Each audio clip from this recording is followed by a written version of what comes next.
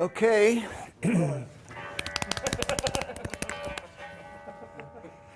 Mr. Personality. Gretches are unique unto themselves. They're some of my favorite guitars ever. This happens to be one. It's called a 6120. I got this on the last tour. It's one of the best ones ever made. I mean, it's just beautiful all the way around.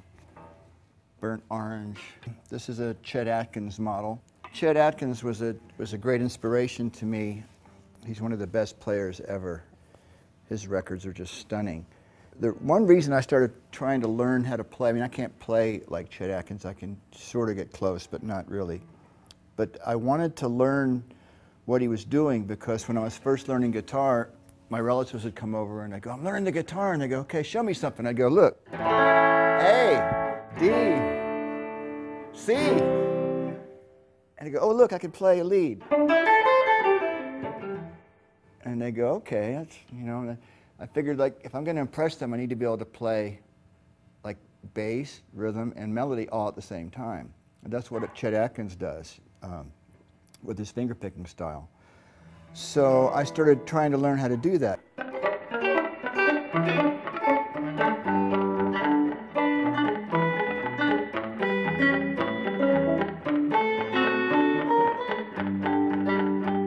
And I also heard George Harrison doing some of this in the Beatles stuff. I could tell that he had studied it as well.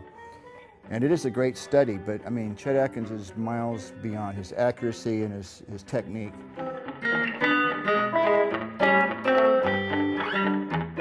And I had this one story. I had this one piece of his that I used to play called Cannonball Rag. And Tom heard it in the studio one day. We were working on our first album. And he said, that's really cool. We should write some words to it. So he did. He got out a racing form and he started reading off the names of different horses, like Scooter Ruby and Dusty Dawn or whatever. And so he strung all these words together and then he put a chorus at the end and his punchline was, I can't get past how do you do, I don't know what to say to you. I can't get past how do you do, I don't know what to say to you.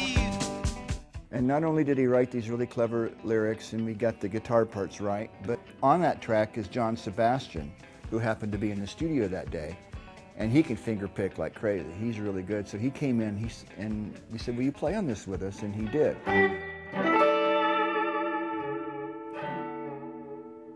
I always wanted a Gretsch, and we got some Gretches. As the years went on, we started making money. The first thing we did was start buying guitars. We've been buying them for 30 years now.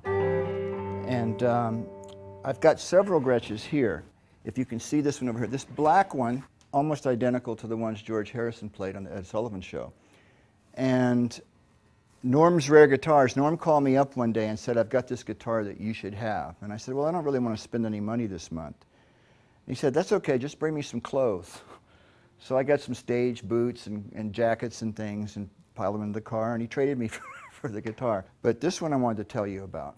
This is a Gretsch Clipper. It's been refinished with this ice blue finish. When I bought it, it looked like a desk. It was like a Formica desk.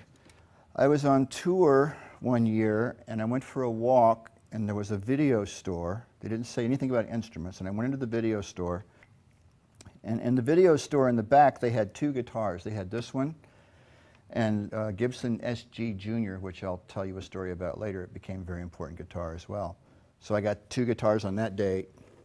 As it turns out, that was a lucky day too. And I've used this guitar on lots of stuff. On I Won't Back Down, the solo was on this guitar.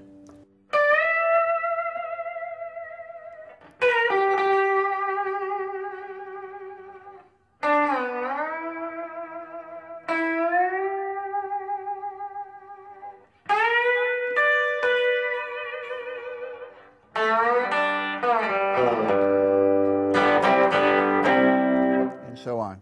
Gretches are interesting because they're kind of in between a Gibson tone and a Fender tone. Fender tones are very bright and direct and punchy, and Gibsons are a little fatter and thicker and more sustained. And Gretches, a lot of them have a hollow body, and it gives them a more kind of a woody, hollow tone, slightly in the direction of an acoustic guitar, but electrified.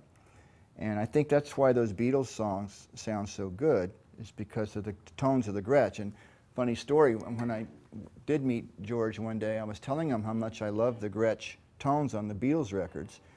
He said, "Oh, those guitars were shit." He said, "If we would have had Fenders, we could have been really good."